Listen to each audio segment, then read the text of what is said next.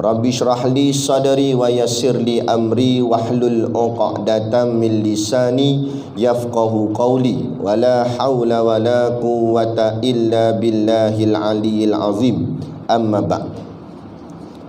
Alhamdulillah, kita sama-sama panjatkan syukur kehadiratillah subhanahu wa ta'ala yang dengan limpah dan kurnianya diizin oleh Allah subhanahu wa ta'ala kepada kita selalu dapat duduk di dalam tempat-tempat yang baik dan mulia, yakni di dalam rumah Allah, dan seterusnya duduk di dalam taman-taman syurga. Inilah yang disebut sebagai majlis ilmu kuliah agama. Moga-moga dengan takdir yang baik ini kita dapat istiqamah sehinggalah ke penghujung nyawa, dan seterusnya dimasukkan oleh Allah subhanahu wa ta'ala akan kita ke dalam syurganya dengan penuh kasih sayangnya, insya-Allah, amin ya rabbal alamin. Yang saya hormati pengerusi masjid dan seluruh saf kepimpinannya, para imam, para bilal, tok-tok siap yang tak dapat kita nak sebutkan namanya satu persatu, yang amat-amat disanjungi para asatizah, alim-alim ulama, tuan-tuan guru, ustaz ataupun ustazah yang mungkin hadir pada malam ini. Mohonlah ditegur kepada hamba yang fakir dalam bidang ilmu ini. Sekiranya apa yang disampaikan dan dikongsikan ada salah dan silapnya, yang kita kasihi ayah-ayah, ibu-ibu, pemuda-pemudi, muslimin dan muslimat yang dirahmati Allah sekalian. Kita sambung muka surat yang ketiga, Kitab Ushul Tauhid, di bahagian tengah sedikit, iaitu dan sabda Nabi. Qala al-muallifu rahimahullahu ta'ala wa nafa'ana wa iyyakum bi ulumihi fid daraini amin ya rabbal alamin. Kata pengarang kitab Tuan Husin Kedah, dan sabda Nabi sallallahu alaihi wasallam, fadlul alimi alal abidi kafadli ala adnakum. Artinya, bermula kelebihan orang yang alim atas orang yang abid, iaitu seperti kelebihan aku atas sekurang-kurang daripada kamu. Baik, kita sambung lagi. Ni masih lagi di bahagian bab fadilatul ilmi, yakni kelebihan ilmu. Ilmu yang dimaksudkan di sini ialah ilmu akhirat, yakni ilmu agama. Dalam banyak ilmu agama pula yang dimaksudkan di sini ialah fardu ain. Apa dia fardu ain? Iaitu ilmu tauhid, ilmu fiqh, ilmu tasawuf. 3 ilmu tu. Jadi Syekh letakkan satu hadis Nabi yang berbunyi, sabda Nabi, fadlul alimi. Fadlu ni maknanya lebih, atau kelebihan, atau lebih utama. Jadi kata ulama, bila sebut fadlu ataupun kelebihan atau lebih utama, itu maknanya lebih pahala. Sebab apa saja yang lebih utama tu mestilah lebih pahala. Lebih pahala maknanya lebih baik lah. Orang cakap afdal. Mana lebih afdal lah? Tanya ustaz, kan? Makna maksud bila tanya mana lebih afdal, murad dia maknanya mana lebih banyak pahala. Itu maksud dia. Kan? Macam orang tanya mana lebih afdal, semayang di surau ke semayang di masjid? Maka jawablah semayang di masjid, sebab semayang masjid lebih pahala daripada semayang di surau. Tapi bukanlah maksud semayang di surau tak sah, nak kata lebih pahala.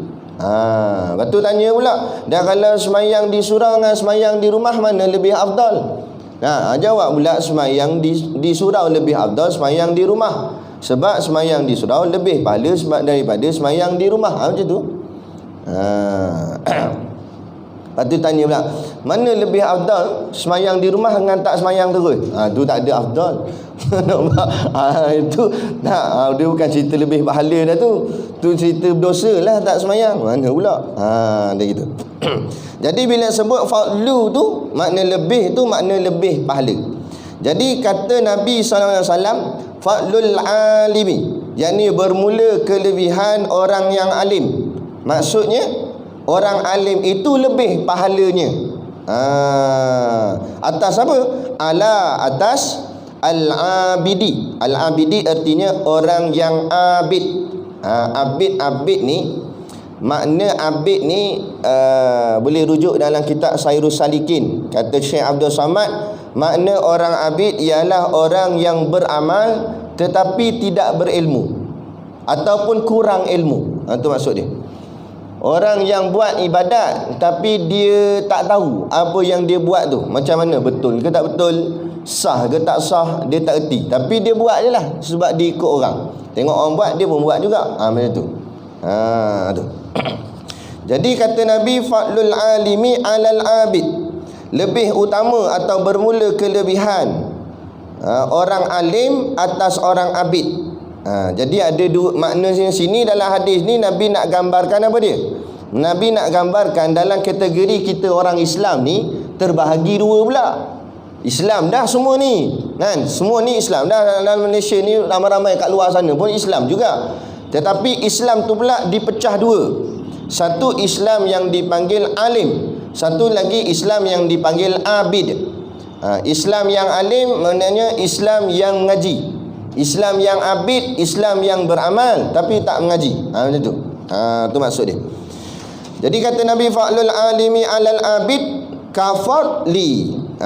Bermulalah kata Nabi kelebihan orang yang alim atas orang yang abid. Apa lebihnya orang alim dan atas orang yang abid? Lebihnya apa? Kafadli. Kaka tu seperti, fa'li tu lebih, seperti kelebihan. Ya belakang tu makna aku. Kafadli maknanya seperti kelebihan aku. Ala atas adnakum. Adna tu kamu semualah. Atas sekurang, adna tu maknanya sekurang-kurang. Kum tu kamu semua. Adnakum atas sekurang-kurang kamu. Sekurang-kurang daripada kamu. Apa maksud dia? Maksud dia, Nabi bagi tahu perbezaan antara orang alim dengan orang abid. Nabi buat gambaran kiasnya seperti Nabi dengan para sahabat yang paling rendah sekali. Sahabat Nabi ramai, setengah riwayat dalam kitab sebut 124,000 orang sahabat Nabi kan, yang dibakik lebih kurang 10,000 lebih. Yang lain-lain tu ada dimakamkan di tempat yang lain. Tapi sahabat Nabi ni ramai. Sahabat Nabi kita dah hurai dah hari tu apa yang dimaksudkan sahabat. Orang yang beriman dengan Nabi, beriman dengan Allah, dengan Rasulullah sampai akhir hayatnya. Dan dia pernah bertemu dengan Nabi, dia pernah duduk dengan Nabi. Jadi itu yang dipanggil sebagai sahabat. Jadi sahabat Nabi ni dalam ramai-ramai sahabat Nabi, mana mesti ada tingkatan-tingkatan dia. Sahabat yang paling tinggi sekali tak lain tak bukanlah khalifah pertama, Saidina Abu Bakar As-Siddiq. Apa bukti dia paling lebih? Sebab makamnya betul-betul sebelah makam Nabi. Kepala Saidina Abu Bakar diletakkan separas dengan pinggang ataupun bahagian perut baginda Nabi, kedudukan makam dia. Yang nombor dua Saidina Umar. Sebab apa Saidina Umar pula jadi nombor dua sahabat paling rapat dengan Nabi? Sebab Saidina Umar pun makam dia dekat dengan makam Nabi, yakni sebelah makam Saidina Abu Bakar. Kepala Saidina Umar diletakkan separah dengan bahagian pinggang Saidina Abu Bakar. Yang lain tak ada. Yang lain sahabat Nabi dikuburkan, dimakamkan di perkuburan Baqi'. Jadi turutan-turutan. Lepas daripada Saidina Umar, mana pula 10 orang sahabat yang dijamin syurga kan. Dari lepas tu pula sahabat-sahabat Ahlul Badar, orang yang berperang syahid, dan orang yang masuk dalam kumpulan ahli Badar 313. Lepas tu turun-turun lagi perang Uhud apa semua sebagainya. Maknanya yang paling last sekali, sahabat paling last, sahabat paling rendah sekali dalam maratib sahabat. Bukanlah makna kata dia lekeh tak. Dalam paling rendah sahabat, kita bawah lagi, kita lagi lekeh. Jadi maknanya Nabi kata antara orang alim dengan orang abid umpamanya macam aku dengan sahabat yang paling rendah sekali, sekurang-kurang sekali. Jarak dia tu. Jadi kalau tengok jarak tu jauh juga. Antara Nabi dengan sahabat yang paling kurang jauh. Maknanya nak maksudkan di sini jauh dia punya jarak bandingan dia. Jadi maksud daripada hadis ni nak memberitahu atau nak memberi faham orang alim dengan orang abid jauh dia punya martabat. Apa tujuan kita nak tahu jauh martabat? Yang pertama, kita nak kena faham bahawa jangan kita sangka kita setaraf orang alim. Jangan kita sangka kita selayak nak sama taraf dengan alim ulama. Kan? Kalau mengaji pondok lagilah dia ada adab dengan tok guru, adab dengan ulama. Tak boleh duduk di tempat tok guru duduk sampai macam tu tahap.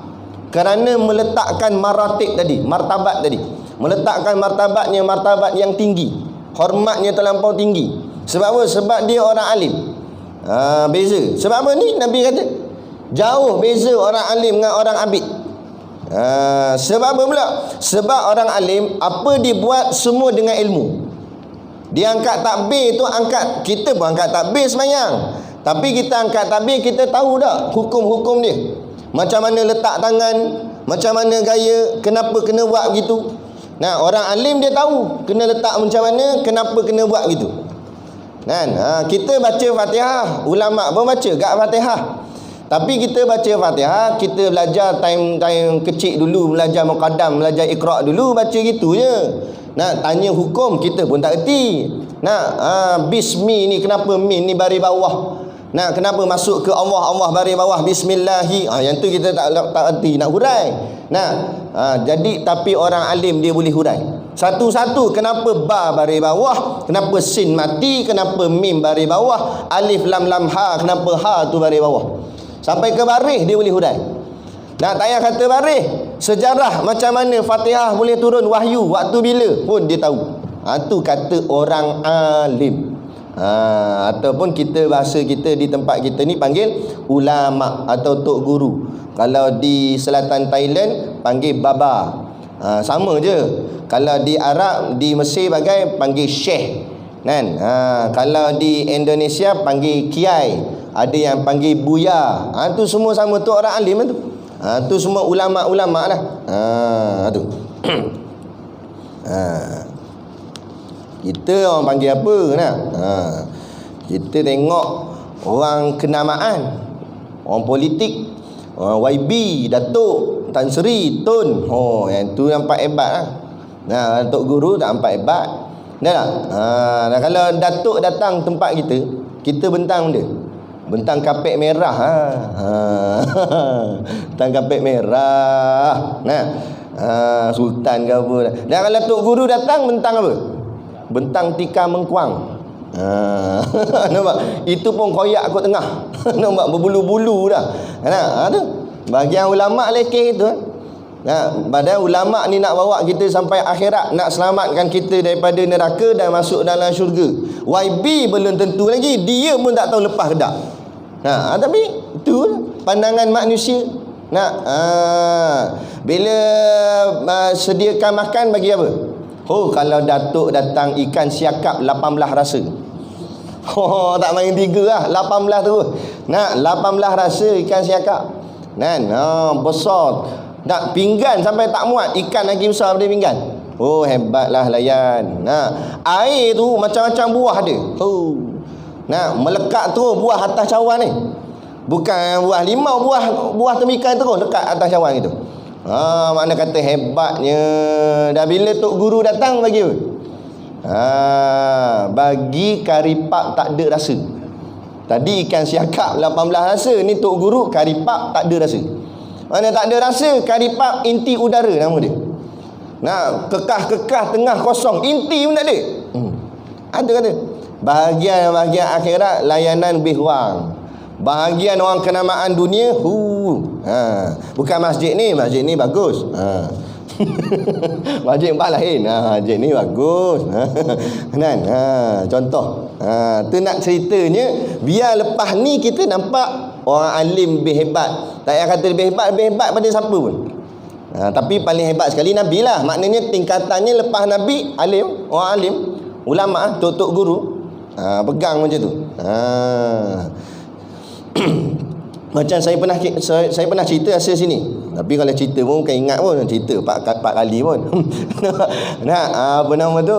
Cerita pasal sultan. Jadi sultan ni dia ada gundik. Gundik ni tiba-tiba terkena macam mana? Entah jin saka ke apa tak tahu, dia meracau. Oh, menjerit-jerit dia. Meracau. Jadi sultan ni dah orang cakap apa, pening kepala nak buat macam mana. Panggil tu panggil ni tak jadi. Doktor pakar habis panggil pun tak jadi gak. Last sekali panggil lah tok-tok bomoh pun tak jadi gak. Panggil tok-tok imam, ustaz-ustaz, habis ustaz semua turun. Baca ayat macam-macam ayat, tak jadi apa gak. Last sekali pening sultan macam mana nak buat. Last kali ada satu penasihat sultan ni, penasihat raja ni kata, ada seorang lagi ustaz yang kita lupa nak panggil sebab dia duduk ujung sangat. Dalam kampung dia duduk paling ujung. Kan? Nama apa? Nama dia Ahmad rasa. Ahmad bin Hanbal. Ahmad bin, itulah Ahmad, Imam Ahmad bin Hanbal atau mazhabnya Hanbali. Tapi waktu tu dia belum terkenal. Jadi kata cuba try panggil dia. Tahu dia boleh buat ke? Boleh berubat ke? Tak apalah. Jadi wakil sultan pergilah rumah Imam Ahmad bin Hanbal. Pergi rumah tu. Wahai tuan, ni titah sultan, suruh tuan menghadap sultan di istana kerana gundik sultan dalam keadaan dia meracau, gangguan. Ada gangguan jin. Jadi minta tuan datang ke istana lah. Apa jawab Imam Ahmad? Dia tanya balik, siapa nak jumpa siapa? Dia nak jumpa aku ke aku nak jumpa dia? Imam Ahmad.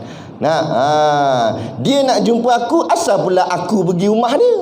Dia nak jumpa aku, dia lah datang rumah aku. Aku tak pergi. Tak pergi. Jadi hulu balang ni dia pening. Mampulah aku tersepit tengah-tengah, dia kata.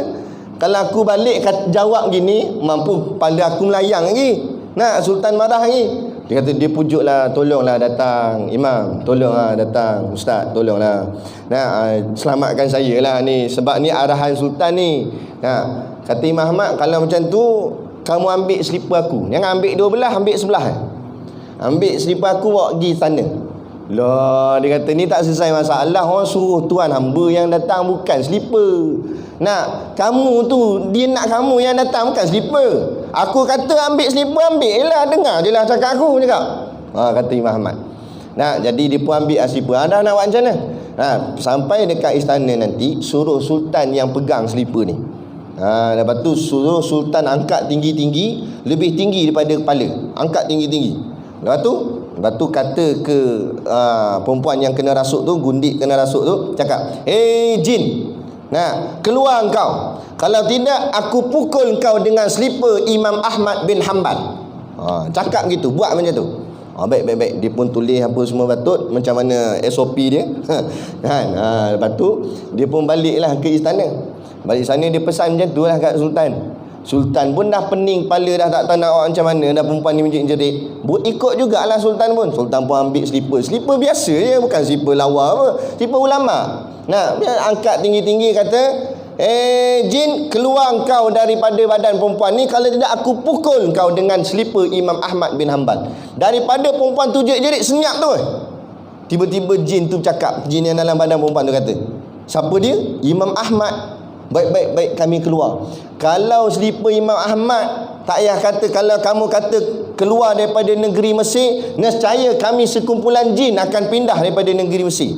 Sebab kami takut pada Imam Ahmad bin Hanbal.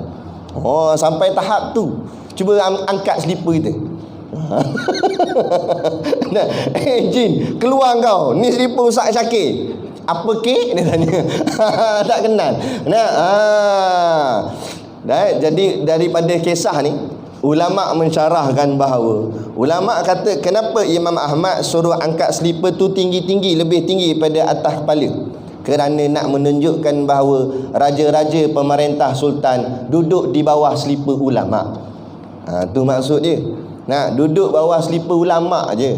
Nah, maknanya ulama lebih tinggi. Sebab apa? Sebab ulama dia alim dalam bab dunia dan dalam bab akhirat. Tapi pemerintah boleh jadi dia cuma tahu dalam bab dunia saja. Nah, jadi sebab itulah raja-raja, sultan-sultan dulu dia ada penasihat.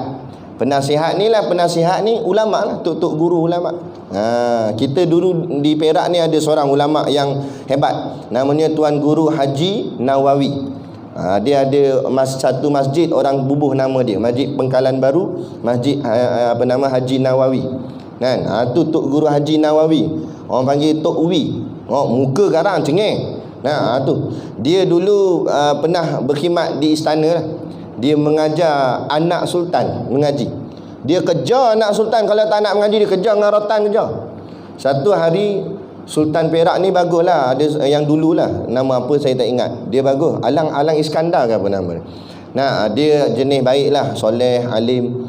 Jadi satu hari dia panggil seluruh asatizah, ulama-ulama, tok-tok guru, ustaz-ustaz di seluruh negeri Perak datang ke istana. Waktu tu bulan Ramadan datang. Katanya ada majlis pertemuan sultan dengan alim-alim ulama Perak. Jadi semua tok-tok guru datang, macam-macam jenis serban besar lah, bawa kayu tongkat, macam-macam. Alim ulama, tok-tok guru datang. Lepas tu ni lah sultan tanya khabar, tanya macam mana agama di negeri beta, macam mana sembang-sembang. Dalam duk sembang-sembang tu sultan puak ngah. Jadi gundik pun buka pintu, bawa masuk makanan. Ni bulan Ramadan ni, bawa masuk makanan, letak atas meja masing-masing. Meja bulat, meja macam meja mesyuarat tu. Letak depan tok guru, depan ustaz-ustaz semua, depan ulama-ulama semua letak makanan. Lah kali sultan kata, marilah jemput makan semua. Sultan ajak makan. Itu bulan Ramadan. Jadi tok-tok guru ni, ustaz-ustaz ni pandang sama dia. Macam mana takkan nak makan? Ni bulan Ramadan ni.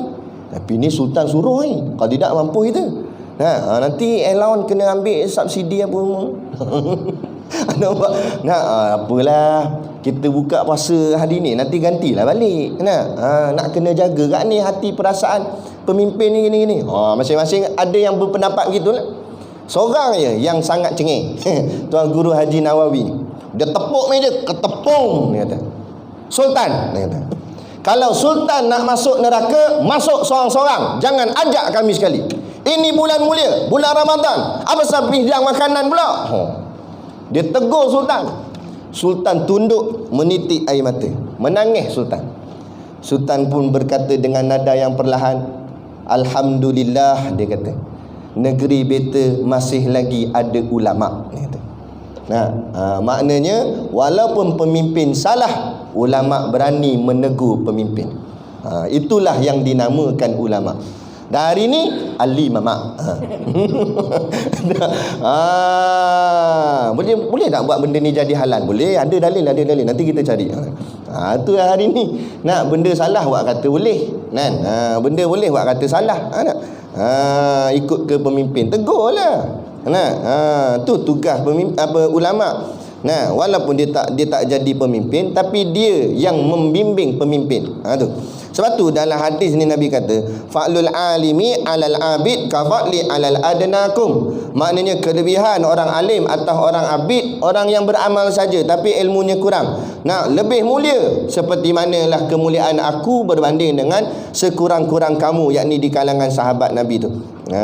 Tu. Dan lagi sabda Nabi sallallahu alaihi wasallam, faqihun wahidun afdalu indallahi min alfi abidin. Artinya faqihun, faqih ni maknanya faham. Fiqh tu maknanya faham lah. Faqih ni maknanya kefahaman. Jadi bermula faqih, bermula faham. Wahidun, satu orang. Satu orang yang faqih, satu orang yang faham, satu orang yang alim. Afdalu, lebih utama atau lebih afdal. Apa makna lebih afdal? Lebih besar pahala lah, maknanya lebih baik. Indallah, indah tu maknanya di sisi Allah lah, maknanya di sisi Allah. Maknanya sisi Allah ni pada pandangan Allah. Seorang yang faqih lebih baik pada pandangan Allah min daripada alfi. Alfi maknanya 1000 abidin, 1000 orang abid. Seorang je yang alim, yang faqih pada pandangan Allah lebih afdal, lebih mulia, lebih baik daripada 1000 orang yang abid tetapi tidak faqih. 1000 orang kuat ibadat, kuat ibadat sampai belekuk dahi, pecah dahi-dahi, kuat sembahyang apa sebagainya, tapi ilmunya kurang, maka lemah. Berbanding seorang je, dia alim, dia lebih baik daripada 1000 orang yang abid, yang tidak alim. Tu maksud dia. Memanglah kena ke bab ni, dia nak menyatakan pada kita kelebihan mengaji. Jadi kita dulu-dulu mungkin kita tak mengaji, kita duduk dalam golongan abid. Sekarang ni kita duduk dalam pengajian gini walaupun tak duduk pondok, tapi datang kuliah maghrib. Bila ada pengajian kita hadir, kita mengaji, bawa kitab apa semua ni belajar, maka kita dah masuk golongan alim. Malam ni semua jadi alim lah ni. Tapi jangan belagak pula keluar ni. Aku ulama dah ni. Maksudnya jadi ahli, jadi geng. Macam kalau ada persatuan, walaupun kita bukan ahli jawatan kuasa, kita bukan presiden, bukan timbalan, tak ada jawatan pun, kalau ada mesyuarat pun kita duduk bawah macam tu je. Tapi ahli, kurang boleh tak jadi masuk, jadi geng, jadi persatuan? Orang kata ada member card. Ni ada ni. Kita ni geng ahli ilmu. Walaupun kita tak alim sangat pun, tak pandai pun, tapi bila masuk mengaji, jadi golongan ahlul ilmi, golongan ahli yang mengaji, ahli ilmu. Lebih baik daripada 1000 orang yang ramai. Tengok kalau semayang Jumaat, semayang Jumaat. Ni kita ni semayang fardu biasa ni pun baru nak kata setengah pun lebih kurang lah. Ada 3 saf lebih kurang tadi saya tengok semayang maghrib. Macam mana nak bagi penuh sampai belakang? Tu jarak 1 meter tu. Jadi kalau nak penuh sampai belakang, try kita buat jarak 5 meter. Ada payah nak bagi penuh. Tapi kalau tengok semayang Jumaat penuh sampai ke belakang, sampai keluar kadang semayang Jumaat. Ramai orang datang. Bila bukan hari Jumaat, mana pergi semua tu. Tu kata. Tu ramai-ramai hanya golongan abid lah. Dia beramal, dia semayang Jumaat kan. Orang tanya kenapa semayang Jumaat, dia pun tak tahu. Apa makna Jumaat pun tak tahu. Jumaat ni ambil daripada perkataan jim mim ain jamaah. Jamaah tu makna himpun. Tu makna hari Jumaat, hari perhimpunan. Hari perhimpunan umat Islam berkumpul sama-sama. Tu. Jadi ini dia.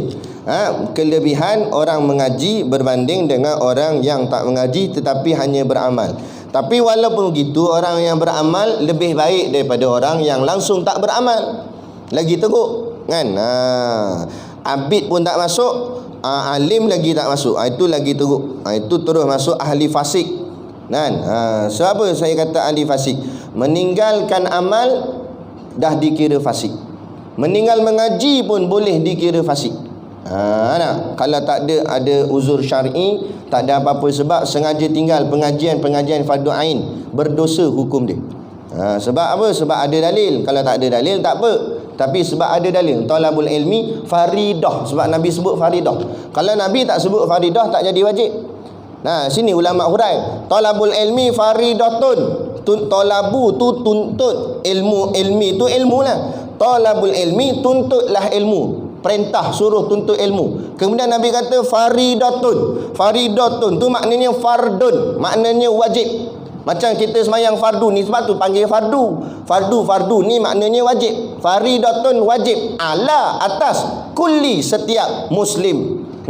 Setiap orang Islam. Wajib atas tiap-tiap orang Islam. Kalau hadis tu tak sebut faridah, tak apa. Talabul ilmi ala kulli muslim, tuntut ilmu atas setiap orang Islam. Tak ada perkataan wajib, maknanya sunat lah kot.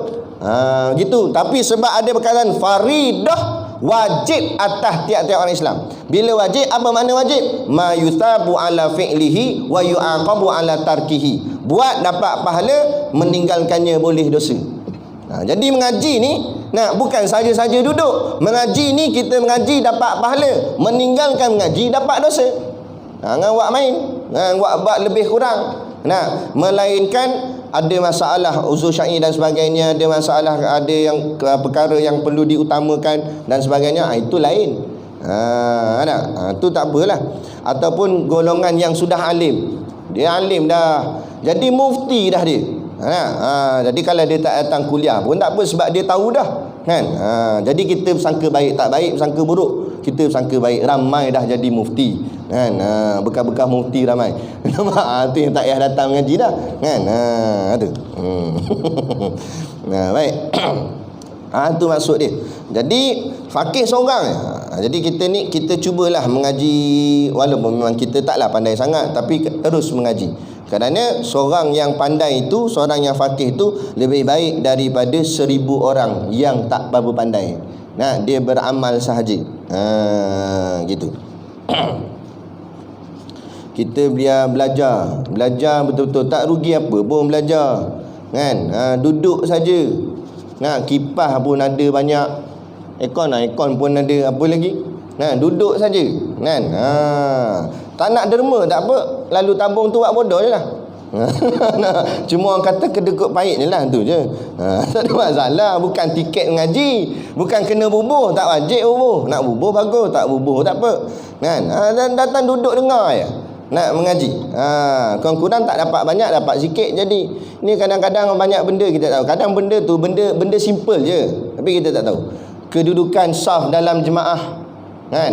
Bila mula semayang 2 orang, seorang duduk depan, okey, dia semayang seorang, datang seorang lagi nak duduk tang mana, kena tahu duduk belah kanan, dapat dengan dia.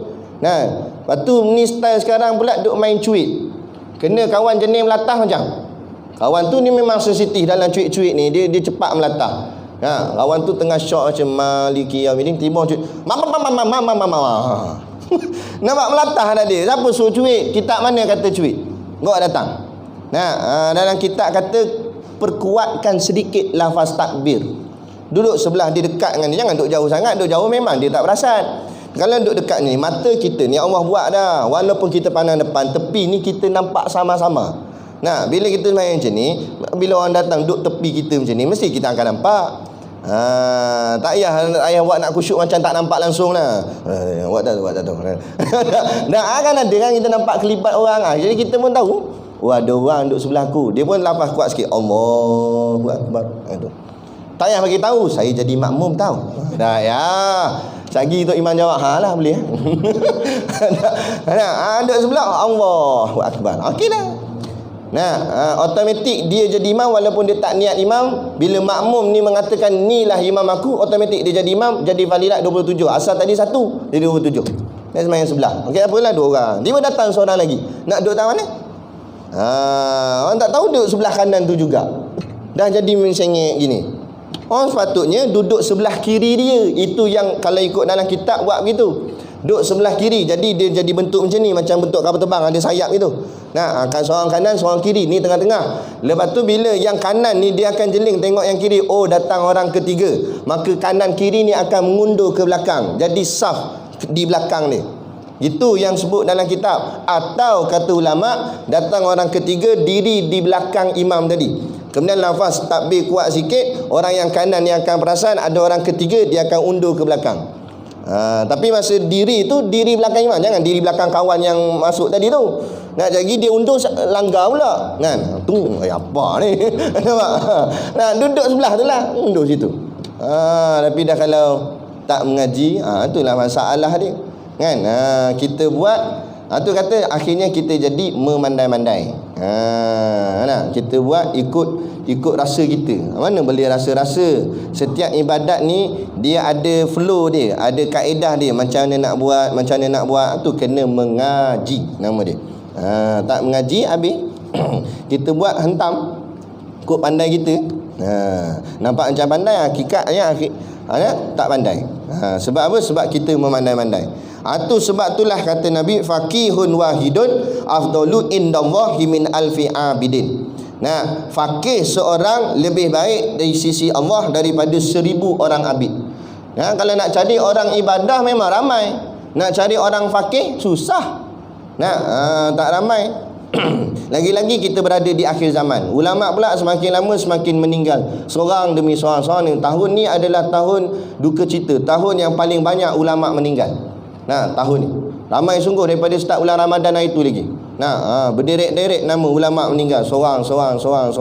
Nah, adalah sekali tak ada siapa yang nak didik kita, nak bimbing kita, nak ajar kita. Kalau yang ada yang tinggal pula, yang jenis pergi cari duit kan, nak popular, nak jawatan, nak masuk TV lah, nak ni lah. Nah, tu bahagian, bukan bahagian ulama dah tu bahagian nak cari populariti, nak mengenyangkan duit dia saja. Nah, perutnya perut dia saja. Tu jadi masalah kak. Nah, jadi yang nak bawa bimbing umat ni betul-betul makin lama makin kurang. Makin lama makin kurang. Tak ada dah golongan yang betul-betul faqih dalam bab-bab agama. Kena pula barat buat pula di kolej-kolej kan. Memang ada pengajian agama, UIA dan sebagainya, tapi dibagi-bagikan bidang. Kalau yang Quran aja. Ni ambil bidang apa ni? Ijazah sarjana Al-Quran. Dia belajar Quran je lah, tajwid Quran. Bab ulumul Quran, sejarah Quran gitu-gitu. Tapi hukum-hukum tak berkait sebab dia tak mengaji fiqh. Nah, kalau yang hadis-hadis je, lepas tu yang kadang-kadang orang baca kitab hadis, lepas tu dia menyatakan salah. Contoh, dia jumpa hadis, Nabi kata idza qulta li sahibika yaumal jumaah, jika kamu berkata kepada temanmu pada hari Jumaat, ansit, diam. Jangan cakap, diam. Nah, kalau kamu cakap begitu, maka kata Nabi faqad laghauta. Maka perbuatan kamu tu jadi sia-sia. Kan? Jadi tak terpakai. Dia dengar hadis ni kata cakap diam pun tak boleh. Lepas tu dia terus meletakkan hukum bahawa amin pun tak boleh. Amin tak boleh, angkat tangan tak boleh, nanti masuk dalam perbuatan sia-sia. Sebab dia baca hadis je, buka kitab fiqh mazhab Imam Syafi'i. Melambat-lambat kitab fiqh kata, apa kata Imam Syafi'i? Hukumnya sunat membaca mengangkat tangan dan mengaminkan doa juga hukumnya sunat. Sebab itulah dalam masalah fiqh, dia dalam kitab fiqh. Bab hukum hakam dalam kitab fiqh. Dalam masalah akidah, buka kitab akidah. Dalam masalah akhlak kebatinan, buka kitab tasawuf. Dalam masalah hadis, buka kitab hadis. Dalam masalah Quran, buka kitab tafsir Quran. Dia ada bab dia masing-masing. Jangan campur aduk. Tapi bila pengajian tu khusus tu je lah, dia tak tahu. Kalau di pondok mengaji semua, tauhid mengaji, fiqh mengaji, tasawuf mengaji, tafsir Quran mengaji, hadis mengaji. Tapi kalau ni dikhususkan, yang ni je, yang ni je. Akhirnya jadi jumud. Lepas tu buat pandai-pandai sendiri pula. Sampai ada yang kata kenapa kita perlu bermazhab. La ilaha illallah. Ni lah nak merosakkan ni. Yang cakap tu kayak kopiah kat atas kepala. Kita yang kekurangan ilmu, akhirnya terpedaya, terkeliru. Ini cara halus. Inilah barat buat. Barat yang aturkan begini. Sebab tu barat dia anti pondok. Dia suruh musnahkan pondok. Lepas dia tinggalkan negara ni, jajah ni, madrasah-madrasah ni suruh ubah, buat jadi kolej, universiti dan sebagainya. Tapi dia yang susun silibus macam mana nak buat, pembahagian yang ni mengaji ni saja. Bila mengaji ni, sama-sama kita bertelagah. Padahal ilmu tu merangkumi semua. Udkhulu fi silmi kafah, masuk dalam Islam tu semua sekali, bukan sebahagian-sebahagian. Kan? Tu mengaku pula pakar hadis, mentang-mentang ada PhD. Kan? Akhirnya dia nampak, bukan kita mengkondem mana-mana ulama, tapi kita kena faham taraf Imam Syafi'i dan Imam Bukhari. Imam Bukhari memang kita salute seorang ulama yang hebat, tapi kena ingat Imam Bukhari ialah ulama hadis. Tugas dia kumpul hadis sahaja. Kumpul hadis, bukan Imam Bukhari istimbat hukum. Dia tak keluarkan fatwa, dia tak menyatakan hukum. Dia cuma kerja dia kumpul hadis, hafal hadis, kumpul dan jaga hadis tu supaya hadis tu kekal sahih, tak jadi rosak. Adapun Imam Syafi'i ulama fiqh, dia istimbat hukum. Dia ambil apa yang ulama hadis kumpul hadis ni, ambil hadis tu kemudian keluarkan hukum. Itu kerja hukum. Nampak? Sama ibarat saya nak bagi faham, macam bengkel dengan kedai, panggil apa tu? Spare part. Kedai spare part, dia tak boleh buka enjin. Dia jual part enjin saja. Kerja dia kumpul bahagian-bahagian enjin. Yang nak repair ni Pomen bengkel. Pomen bengkel pun dia tak simpan bahagian-bahagian enjin. Dia pergi beli dekat spare part dulu, bawa sini dia pasang. Macam tu. Boleh? Dia tanya pula, apa kena-mengena pula tadi cerita hadis ni bengkel pula. Kias nak bagi faham. Dia begitulah. Sebab tu nak ceritanya ilmu ni ada disiplinnya, ada bahagian-bahagiannya, bukan semua sekali pukul sekali dah. Sebab itulah ada kitab ni namanya kitab fiqh, ada kitab ni nama kitab tauhid, ada kitab ni nama kitab tasawuf, ada kitab ni macam ada seorang ustaz tu. Oh, dia bicara tu, cara dia cakap tu macam makam tinggi tu. Orang lain dengar semua nampak teruja. Kan? Akhirnya berkata salah. Dia kata Allah ni hidup pun tidak, mati pun tidak. Oh, pening. Bila orang tanya asal ustaz cakap macam tu, dia kata hidup ni sifat manusia, sifat makhluk. Mati pun sifat makhluk juga. Maka Allah kan laisa kamislihi syai'. Allah tak sama dengan sesuatu. Maka Allah hidup pun tidak, mati pun tidak. Dah tu Allah mana? Koma, pingsan. Lepas tu nak kata ni hayun la yamut tu, ayat tu nak buat mana? Hayun, Allah kata dia hidup. Nak buat mana? Tu dalam sifat 20 ada sifat hayat. Nak buat mana sifat hayat tu? Apa makna hayat tu? Nak cek, tanya. Kita tanya ustaz mengaji kita apa dulu ni bab tauhid ni? Saya mengaji hikam, dia kata. Situ dah silap dah. Kita kata minta maaf ustaz, kitab hikam bukan kitab tauhid. Kitab hikam kitab tasawuf. Saya tanya ustaz mengaji ilmu tauhid pakai kitab apa? Saya mengaji hikam. Oh, ustaz mengaji hikam faham semua? Faham semua. Pening. Hikam tu tasawuf. Nak mengaji tauhid kena pakai kitab tauhid lah. Matan Umul Barahin, Usul Tauhid, Risalatu Tauhid, Faridatul Faraid, tu baru kitab tauhid. Nak ngaji fiqh, kitab fiqh. Safinatun Najat, Matla'ul Badrain, Sabilal Muhtadin, Matan Abi Syuja'. Tu kitab fiqh. Dan kitab tasawuf barulah hikam, Penawar Bagi Hati, apa nama lagi, Minhajul Abidin, Sairus Salikin. Tu baru semua kitab tasawuf. Dia ada bahagian-bahagian dia. Ini campur aduk habis semua. Jadi silap lah, jadi salah. Macam doktor tengok, walaupun dia mengaku dia doktor pakar, tapi dia ada kepakaran dia. Doktor pakar tulang. Orang suruh operate jantung, dia tak boleh nak buat. Ni patient ni sakit jantung ni, doktor sakit jantung tak ada dah, dia mati sakit jantung itu. Panggillah doktor pakar tulang. Dan kali doktor pakar tulang buh tulang dalam jantung. Mana dia nak tahu? Dia pakar tulang.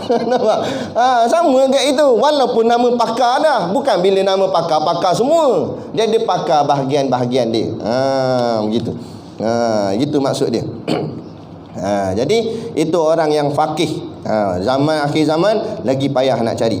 Jadi dia kata sini lagi, kata Syekh, artinya yang dikatakan abid tu, apa makna abid tu? Dia terangkan pada kita. Artinya orang yang banyak berbuat ibadah sahaja, kata dia, padahal tiada ia faqih. Orang abid, orang yang banyak buat ibadah tetapi tiada ia faqih. Maknanya dia tak faham dari sudut ilmu, tapi dia buat saja. Artinya sini dia kata tiada ia faham pada pekerjaan yang ia kerja akan dia. Dia buat tapi dia sini tak faham kenapa dia buat. Tu macam orang tanya kan, ni saya bagi sikit lah. Kenapa subuh aja ada kunut, zuhur, asar, maghrib, isyak kenapa tak ada kunut? Lepas tu kita kena faham, dalam sembahyang dia ada 3 kategori. Dalam solat yang kita buat tu ada 3 benda. Yang pertama rukun ni maknanya wajib, tak boleh tinggal tak sah sembahyang. Yang kedua, yang lagi 2 ni, dua-dua ni sunat. Cuma sunat tu terbahagi 2. Satu dipanggil sunat abad, satu dipanggil sunat hay'ah. Sunat abad pula dalam kitab memang ada yang sebut 6, ada sebut 8. Tapi saya nak bagi tuan-tuan senang faham je. Ingat abad tu 2 benda je, dia punya kumpulan besar dia, iaitu tahiyat awal dan juga kunut. Jadi Imam Syafi'i mazhab kita meletakkan hukum sunat baca kunut dalam solat subuh sebab solat subuh tidak ada tahiyat awal. Nah, sedangkan semayang lain semua ada tahiyat awal, jadi dapat dah pahala abad situ. Jadi subuh macam mana nak dapat balik pahala abad? Maka Imam Syafi'i meletakkan kunut sebagai jadi sunat dalam semayang subuh, supaya subuh pun kita dapat pahala abad. Maka lengkap 5 semayang dapat pahala abad. Nah, tu cerita dia. Dan kalau tak erti, tu beza nak ceritanya. Orang yang fakih, dia buat, dia faham kenapa dia buat. Dia tahu kenapa kat sini ada benda, kenapa ni tak ada. Macam tu. Tapi kalau orang yang buat tapi tanpa fakih, dia buat je lah, dia ikut je lah, kan? Tu. Jadi ni tujuan pentingnya mengaji, menuntut ilmu, supaya kita faham apa yang kita buat. Jadi kitab ni insya-Allah boleh saya katakan teramat sesuai kepada kita peringkat orang awam untuk memahami ibadat yang kita lakukan. Dalam kitab Usulut Tauhid ni, walaupun namanya Usulut Tauhid, tapi yang nak dibahaskan di sini ialah tasawuf. Kitab ni sebenarnya kategorinya tasawuf, tapi tasawuf tauhid. Sebab tasawuf ni dipecah dua. Ada dipanggil tasawuf tauhid, tasawuf fiqh. Yang ni tasawuf tauhid. Nanti dalam ni dia akan cerita semua ibadat kita buat. Yang ni semayang, puasa, zakat, apa semua tu. Kemudian apa kaitan semayang tu dalam kehidupan kita, puasa tu apa dia, zakat tu dia akan cerita. Nah, kalau kitab fiqh biasa dia letak, dia bagi tahu syarat je, syarat sah semayang, syarat wajib puasa, dia letak syarat rukun gitu je. Tapi dalam kitab ni dia akan terangkan pada kita apa peranan puasa, kenapa kita kena puasa, apa tujuan puasa. Begitu juga zakat, kenapa perlu zakat, apa kesan kalau kita tak bayar zakat dalam kehidupan. Ni dalam kitab ni dia akan cerita. Tu kelebihan kitab Usulut Tauhid. Tapi lambat lagi lah. Lambat lagi, ni pun baru muka surat 3. Tu pun dah bunyi tik-tik dah tu. Tak tahulah bila nak sampai belakang ni kan, nak khatam tu. Tak apalah, teruskan mengaji istiqamah insya-Allah. Tu kan. Jadi kita berhenti sakat ni dan kita akan sambung. Dan sabdanya lagi, Nabi bersabda, al-alimu aminullahi fil ardi. Al-alimu aminullahi fil ardi. Berhenti kat situ, kat dan sabdanya. Jadi khulasah ataupun kesimpulan yang kita dapat daripada pengajian kita pada malam ni, Nabi, daripada hadis-hadis Nabi yang kita baca tadi, nak menerangkan bahawa bezanya orang alim dengan orang abid. Pertama, kita nak kena faham, kita tidak setaraf orang alim. Walaupun mungkin gaya pakaian kita boleh tiru. Ulama pakai jubah, kita pun pakai jubah. Ulama berjanggut, kita berjanggut. Ulama poligami pun kita poligami juga. Mungkin bahagian tu kita boleh lah tiru-tiru, boleh ikut-ikut. Tapi dari segi ilmunya tak setaraf, tak sama kan. Macam ni, ada orang dia pandang lekeh Tok Guru Haji Hadi. Tok Guru Haji Hadi tu dulu, sekarang ni dia lepas jawatan tu, dia tak nak. Dulu dia dilantik orang nombor 2 Kesatuan Ulama Sedunia. Nombor 1 Dr. Yusuf Qardawi. Nombor 2 dia ada lagi 2 orang, semua sekali 3 orang. Salah seorang dia. Dilantik antara ulama yang membimbing hal-hal dunia. Kalau ada perhimpunan ataupun pertemuan di antara gerakan-gerakan Islam seluruh dunia, nak dijemput wakil daripada tempat kita Malaysia ni, Tuan Guru Haji Hadi. Kita sini je panggil dia Tok Guru Haji Hadi, kat luar panggil Syekh Hadi. Panggil Syekh tu taraf Syekh dah tu. Maknanya ulama besar. Kan? Syekh Ali As-Sabuni datang bertemu dia dengan dulu. Syekh Ali As-Sabuni kata, Tok Guru kata ke Syekh Ali As-Sabuni, dia kata kat Syekh Ali, entah Syekh Ali As-Sabuni seorang yang alim, ilmunya banyak, hebat, sehingga boleh karang kitab macam-macam kitab, sampaikan budak-budak Universiti Al-Azhar apa semua mengaji kitab. Kitab kamu Syekh kata apa? Ana mungkin alim, tetapi entah bukan setakat alim, malah entah mengaplikasikan ataupun mengamalkan apa ilmu yang entah ada, sehingga entah nak menegakkan sebuah negara Islam. Entah lebih hebat pada anak. Tu ulama bila temu sama ulama, masing-masing tunduk menunduk, masing-masing angkat mengangkat. Sama-sama dia. Yang ni tak angkat dia, yang ni angkat dia. Antara kita, entah ni hebat, memang hang baru kenal ke aku siapa? Tu kita. Tu beza tengok alim ulama. Alim ulama bila bertemu sama dia, Allah, saya kalau kat pondok tu tengok sahabat-sahabat Tok Guru pondok lain datang jumpa Tok Guru Siddiq ke apa kan. Nah, depa sama-sama depa berebut nak cium tangan masing-masing. Yang ni tarik dia cium sampai belaga kepala. Kan? Saya pernah agak sekali gitu jumpa ada ustaz tu. Kita pun nak ambil berkat dia, cium tangan dia pun nak cium tangan kita agak belaga benjol kepala. Dia kata, "Oh, mak tak nak apa ni, benjol kepala sakit pula." Makna kata masing-masing nak ambil berkat masing-masing. Sebab masing-masing meletakkan dia ni lagi hebat, dia ni lagi alim. Macam tu. Menunduk masing-masing. Tu sebab apa? Sebab mereka orang alim. Lagi depa rasa alim, lagi depa kuat mengaji, lagi depa rasa kurang alim. Kita baru ngaji sikit dah rasa alim. Itu masalah. Tu yang muncul macam-macam ustaz jadi-jadian, ustaz al-Facebooki, ustaz al-Googly. Macam nampak. Dia share kat Facebook bukan main. Bu hadis sana, bu hadis. Bukan kata tak bagus. Tapi nak belajar biar belajar betul-betul, jangan nak tunjuk act saja. Kan? Tunjuk orang apa sebagainya. Siap tulis nama bawah. Tak payah tulis nama lah. Ulama dulu karang kitab tak nak tulis nama. Saya tak cari satu kitab nama dia Syarah Usulut Tahqiq, tidak ada penama. Sehingga kan ditulis di situ kemungkinan pengarang ini seorang ulama fatani. Itu sekadar maklumat yang dapat tahu. Tapi nama siapa yang tulis tak tulis. Punyanya tawaduk, tak nak biar orang kenal dia, cukup dia sampaikan ilmu yang dia faham. Nampak? Tu. Sampai ke tahap tu. Kerana merendahkan diri mereka itu. Tu. Nanti kita akan sambung pula nanti dengan dan sabdanya. Cukuplah tu. Jadi macam biasalah dekat belakang tu ada produk perniagaan untuk menampung sekolah pondok dan juga tafiz. Bukan tafiz saya, tafiz kita semualah. Sama-sama tuan-tuan pakat bantu-bantu. Berjayanya perjalanan sekolah kami ni hasil usaha daripada bantuan tuan-tuan semualah. Jadi sama-sama kita.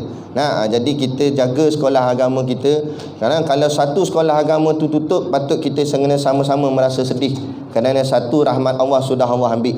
Jadi kita pertahankan sama-sama. Moga-moga dengan kesungguhan kita bantu ni, sekolah ni dapat melahirkan pelapis-pelapis ulama pada masa-masa akan datang yang dapat meneruskan membimbing ummah. Lagi-lagi tinggalan-tinggalan khazanah ilmu yang lama macam ni. Kitab-kitab lama, kitab pondok begini, semakin lama semakin pupus, semakin tak ada orang nak mengaji dan tak ada orang nak mengajar. Kedai-kedai buku pun tak banyak yang nak jual kitab-kitab ni. Sebab macam ni dia nak jual, dia ambil stok pun tak laku, tak ada orang nak beli. Jadi takut. Jadi tinggallah beberapa. Kalau kita Perak, alhamdulillah, kita ada ikhwan global yang masih lagi istiqamah jual kitab pondok dengan yang di Bagan Serai. Apa nama kedai tu saya tak ingat, tapi ada kat Bagan Serai. Ada kitab-kitab lama, kitab pondok. Kedai-kedai buku lain tak ada dah. Ni tinggal khazanah nilai yang tidak terhinggalah daripada alim-alim ulama kita zaman dulu-dulu, tinggalkan pada kita anak cucunya untuk biar terus bersama dengan Islam, faham tentang Islam. Bukan hanya bernama Islam tetapi tak reti tentang Islam. Jadi moga-moga insya-Allah kita dapat berkat. Jadi untuk nak melebihkan faham lagi kita pada ilmu ni, belilah telur masin tu. InsyaAllah berkat. Jadi cukup sekadar tu pada malam ni. Wabillahi taufiq wal hidayah. Wassalamualaikum warahmatullahi wabarakatuh.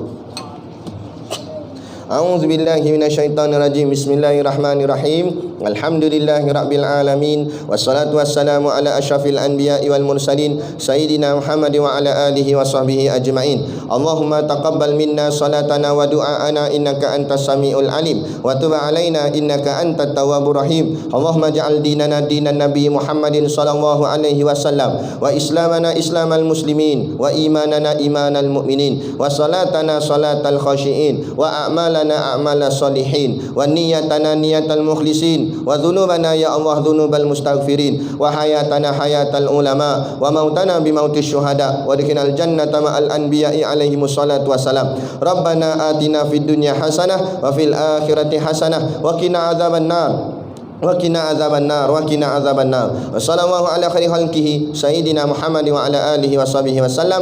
Subhana rabbika rabbil izzati amma yasifun. Salamun ala mursalin walhamdulillahi rabbil alamin. Amin ya rabbal alamin. Taqabbalallahu minna wa minkum. Takbir.